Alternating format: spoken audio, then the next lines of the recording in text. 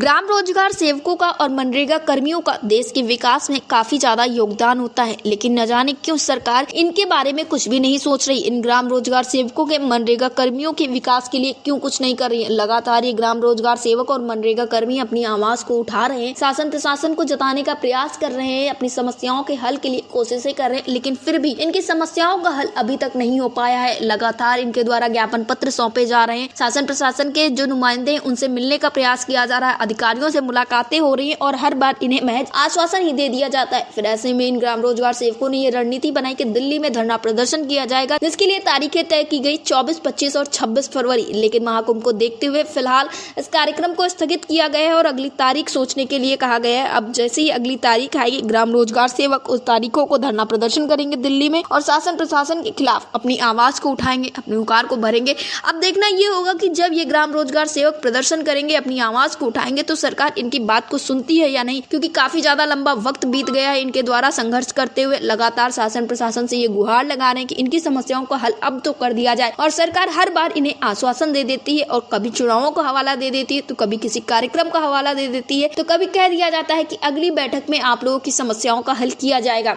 लेकिन इनकी समस्याओं का हल होता नहीं है, जिस वजह से ये काफी ज्यादा परेशान है और आर्थिक तंगी से जूझ रहे हैं। आर्थिक तंगी की वजह से तमाम ग्राम रोजगार सेवक अवसाद में आकर मौत की घाट उतर चुके हैं, क्योंकि इनका परिवार चलाना काफी ज्यादा मुश्किल हो रहा है। फिलहाल इस विषय पर ज्यादा जानकारी देते हुए राष्ट्रीय महासचिव चिदानंद कश्यप ने क्या कुछ कहा, आप भी सुनिए। चिदानंद जी, आपका हमारे चैनल अटल टीवी पे बहुत बहुत स्वागत है।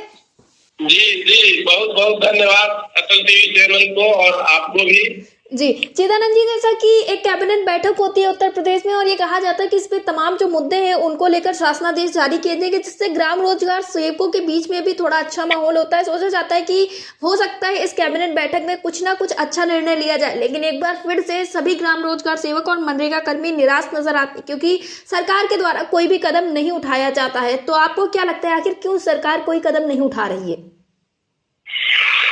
जी, आपके चैनल के माध्यम से मैं बताना चाहता हूँ जी कि कल 26 जनवरी है, देश 76वां जो है गणतंत्र दिवस मना रहा है। जी देश गणतंत्रात्मक जो है सरकार, यहाँ लोकतंत्रात्मक सरकारें हैं, ऐसा हमारा संविधान ने अधिकार दिया।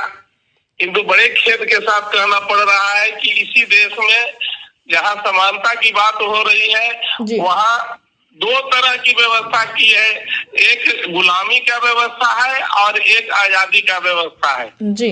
और आज भी वो गुलामी कायम है संविधान के शब्द के रूप में जी।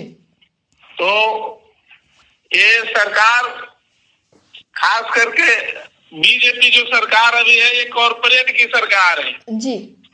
ये लाखों करोड़ अडानी अंबानी को माफ कर सकते हैं, लेकिन जो कर्मी दिन रात खून पसीना एक कर विगत 18-20 वर्षों से गांव के सूरत संवारने में लगे हुए हैं, ग्राम रोजगार सेवक और मनरेगा कर्मचारी जी। उनके लिए इनके पास फंड नहीं है। इसके लिए उनको माने घर चलाने लायक, उनको घर बढ़िया से चल सके, इतना देने लायक भी इनकी स्थिति नहीं है।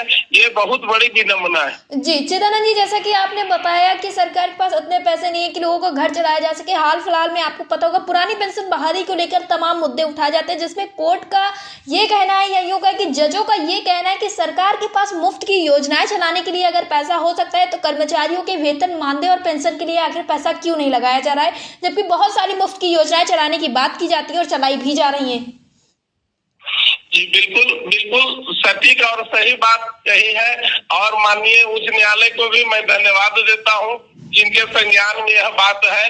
फिर भी ये सरकार गाय से चाय तक और हिंदू से मुसलमान तक पर आके रुक जा रही है। इनको देश के नौनिहालों और देश के जो गांव में रहने वाले उन युवाओं से कोई लेना देना नहीं है, जो आज अपना खून पसीना एक करके गांव की सूरत को संभालने में लगे हुए हैं। जी चिदानंद जी, जो आप लोगों का कार्यक्रम फरवरी में अब तो काफी ज्यादा करीब आ गया है, लगभग 1 महीने का वक्त ही बचा है, तो कार्यक्रम को लेकर किस तरह की तैयारियां चल रही हैं जो दिल्ली में किया जा रहा है आप लोगों के द्वारा?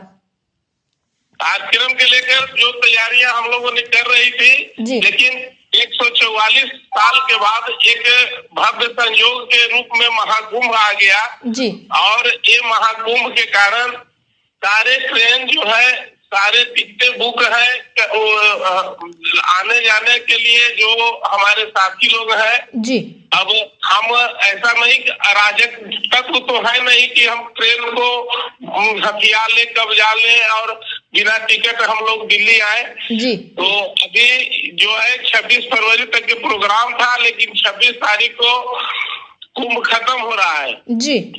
वो मेला का जो समापन है, इस कारण से साथियों को समय पर जो टिकटें नहीं मिल पा रही हैं और इसी कारण जो है इसके जो है तिथि बढ़ाने पर साथियों ने आग्रह किया है विभिन्न राज्यों से जी कि इस पर विचार किया जाए। तो संगठन विचार कर रही है और जल्दी ही जो है इस पर उचित निर्णय जो होगी वो आपके चैनल के माध्यम से सार्वजनिक किए जाएंगे। जी, यानी कि अभी अगले कार्यक्रम की तारीख आप लोगों के द्वारा नहीं तय की गई है।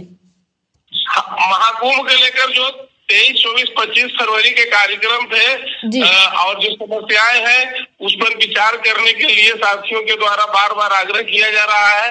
तो संगठन अभी इस पर निर्णय नहीं लिया है कि वो यथावत रहेगा या उसका तिथि में बदलाव किया जाएगा। जी, चिदानंद जी, अटल टीवी जी जो है मांग जारी है, हमारा जो है संघर्ष जारी रहेगा जब तक कि हमारा जो है मांगे पूरी नहीं होती है। जी, चिदानंद जी, अटल टीवी से जुड़ने के लिए धन्यवाद।